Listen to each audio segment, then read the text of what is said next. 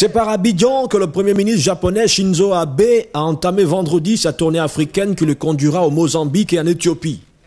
Accompagné par une cinquantaine de grands patrons japonais, Shinzo Abe a été reçu au palais présidentiel par le chef de l'État ivoirien Alassane Ouattara.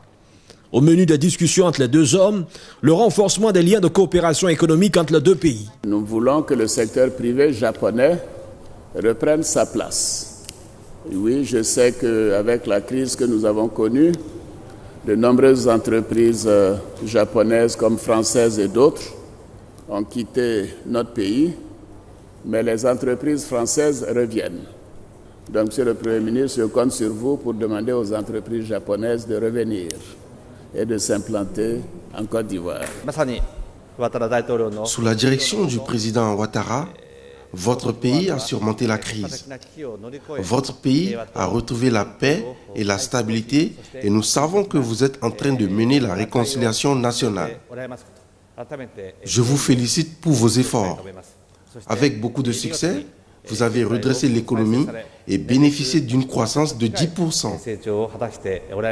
Les échanges entre le Japon et la Côte d'Ivoire ont enregistré un bond en 2012 pour atteindre 100 milliards de francs CFA. Le Premier ministre japonais a promis environ 90 millions de dollars d'aide pour la Côte d'Ivoire. Moment de cordialité, cet échange de maillots des deux équipes nationales de football classées dans la même poule au mondial brésilien en juin prochain. Cette tournée africaine du Premier ministre japonais illustre la volonté du pays du soleil levant de ne pas se laisser devancer par le rival chinois qui, depuis 2009, mène le bal des partenaires économiques de l'Afrique.